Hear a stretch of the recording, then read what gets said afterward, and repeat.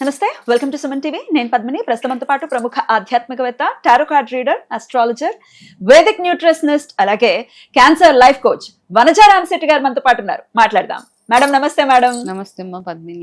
Thank you so very much for your time. Most welcome. శ్రావణ మాస శుభాకాంక్షలు. మీకు కూడా మీ ఇంటికి రావడం చాలా చాలా సంతోషం ఎప్పుడూ కూడా. Same here.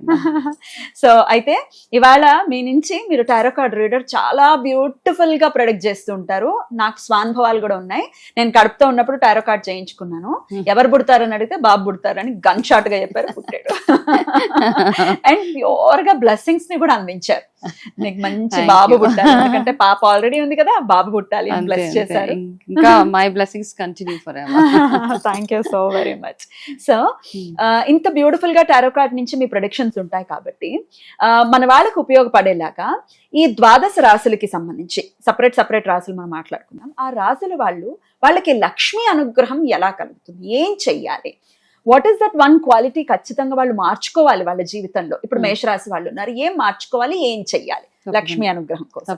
ఇట్లా 12 రాశుల గురించి కూడా మాట్లాడుకుందాం. తప్పకుండా మొదలు పెడదాం. అయితే మనం ఏం చేద్దాం, ఇప్పుడు ఏంటంటే చిన్న బ్రీఫ్. ఇప్పుడు ఎనర్జీస్ చూస్తున్నాం మనం. అయితే చూసినప్పుడు ఏంటంటే ఇప్పుడు మేషరాశి ఎనర్జీ కనెక్ట్ చేసినప్పుడు నా కార్డ్స్ ద్వారా ఒక ప్రెడిక్షన్ వస్తుంది. సో మేబీ అమ్మవారు మనం అలా అనుకోవాలి అనమాట. ఆ కార్డ్స్ ద్వారా ఇప్పుడు కార్డ్స్ ఎన్నో ఉన్నాయి. ఓకే, ఈ మధ్య ఒకప్పుడు ఏదో ఫ్యాన్సీగా ఉండేవి కార్డ్స్, ఇప్పుడు లక్ష్మీ అమ్మవారి కార్డ్స్ అంటే ప్యూర్ గా ఇప్పుడు ఏంటంటే మనము మన ఇంటెన్షన్స్ ని బట్టే ఇక్కడ ఈ ఎనర్జీస్ ఇక్కడ ఉన్నాయి కదా. లక్ష్మీ కార్డ్స్ ఒకసారి చూపించండి. లక్ష్మీ అమ్మవారు ఇలా అమ్మవారు ఉంటారు, ఇలా అమ్మవారు అలా అనమాట. అంటే మనం ఎప్పుడైనా ఇష్టదైవం మనకి స్టక్ అయి ఉన్నప్పుడు మనం ఏ దైవాన్ని పూజించాలి అన్నప్పుడు మనకి వచ్చేస్తుంది ఫస్ట్. ఒక్కొక్కసారి అంటే నా ఇంటెన్షన్ ఏంటి అన్నది దాన్ని బేస్ చేసుకుని నేను ఈ కార్డ్ షఫుల్ చేస్తాను. ఓకే, చేసినప్పుడు ఇప్పుడు ఫర్ ఎగ్జాంపుల్ నేను ఈ కార్డ్స్ అన్ని షఫుల్ చేసేసాను. ఓకే, సో ఇప్పుడు నీకు చూడాలనుకో, నీకు ఏదైనా ఒక కార్డ్, నీకు ఫర్ ఎగ్జాంపుల్ ఇప్పుడు నీ ఎనర్జీస్ ఏంటి అని చూస్తే గనక చూద్దాం ఒకసారి.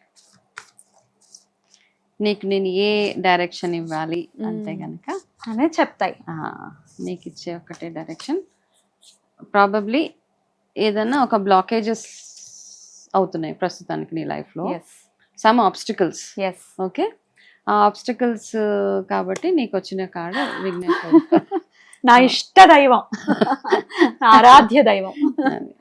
ఓకేనా. సో ఏమవుతాయంటే అప్పుడు ఏమంటే గణేష ఎనర్జీ ఏదైతే ఉందో, అంటే విఘ్నేశ్వరుడికి సంబంధించి పూజలు కానీ నేనేం సజెస్ట్ చేస్తాను, నిజంగా విపరీతంగా ఆబ్స్టికల్స్ ఉన్నాయనుకో ఒక గణపతి హోమము ఒక రోజు చేయించుకున్నగలిగితే ఎక్సలెంట్ గా ఫ్యూచర్ బాగుంటుంది. Amazing amazing. చాలా చాలా సంతోషం. సో మరి ఇప్పుడు రాశుల గురించి మాట్లాడేస్తాం. కన్యా రాశి వీరికి ఎలా ఉండిపోతుందండి ఈ శ్రావణం నుంచి కూడా?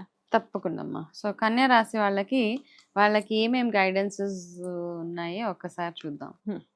సో వీళ్ళు ఈ సంవత్సరము అంటే ఏ ఇయర్ లేని అన్ని బరువు బాధ్యతలు వాళ్ళకి ప్రాబబ్లీ ఈ సంవత్సరం చూసి ఉండాలా కన్యా రాశి వాళ్ళకి. అంటే ఆల్రెడీ స్టార్ట్ అయి ఉండాలి. అంటే ప్రతిసారి ఎలా ఉన్నా ఈసారి మాత్రం వాళ్ళకి ఎక్కువ రెస్పాన్సిబిలిటీస్ ఎక్కువ అయిపోతూ ఉంటాయి అన్నమాట. కాబట్టి వీళ్ళకి ఫస్ట్ ఒక రెమెడీ ఇస్తాను. వీళ్ళు వరాహ స్వామి ఆరాధన చేసుకోవడము, ఆయనను తలుచుకోవడం, వారాహి అమ్మవారిని వరాహ స్వామిని పూజించడం. అంటే వాళ్ళ పద్ధతుల్లో ఇప్పుడు ఇలాగే పూజ చేయాలని నేను చెప్పను, కాకపోతే వాళ్ళకి ఒక చిన్న గైడెన్స్ అనమాట. సో వీళ్ళలో ఉన్న బెస్ట్ క్వాలిటీస్ ఏంటంటే వీళ్ళకి ఏంటంటే సర్వీస్ ఓరియంటెడ్గా ఉంటారు, కొంచెం డిసిప్లిన్, ఆర్గనైజ్డ్గా, ఇవన్నీ బాగుంటుంది వీళ్ళకి.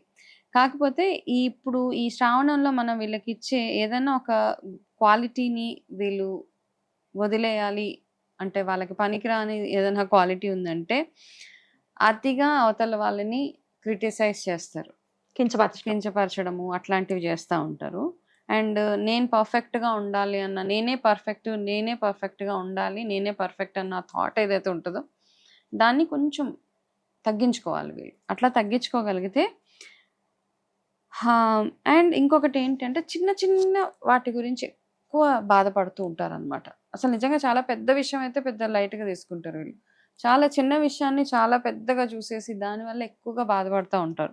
సో ఈ శ్రావణ మాసం నుంచి మీరు ప్రాక్టీస్ చేయాల్సింది ఏంటి అంటే, నేనే పర్ఫెక్ట్ అన్న ఒక థాట్ని పక్కన పెట్టండి. అతిగా వేరే వాళ్ళని కించించడం, విమర్శించడం అట్లాంటివి చేయకుండా, చిన్న చిన్న వాటి గురించి ఎక్కువ ఆలోచించకుండా, వాట్ మ్యాటర్స్ అంటే మీకు ఏది అవసరమో దాని గురించి ఎక్కువగా ఆలోచించగలిగితే చాలా బాగుంటుంది. అండ్ మీకున్న బెస్ట్ క్వాలిటీ ఏంటంటే వీళ్ళకున్న డిసిప్లిన్, వీళ్ళకి బెస్ట్ క్వాలిటీ, అదే మీకు చాలా ముందుకు తీసుకెళ్తుంది. అండ్ ఎవరైనా ఆర్మీ ఇట్లాంటి గవర్నమెంట్ జాబ్స్ ఎవరైనా ట్రై చేస్తూ ఉంటే కనుక కన్యా రాశి వాళ్ళు, ఇయర్ వాళ్ళకి షార్ట్గా చాలా మంది కన్యా రాశి వాళ్ళకి వచ్చే అవకాశాలు కనపడుతుంది. అమేజింగ్. అయితే ట్రై చేసే వాళ్ళు నిజంగా లక్కీ.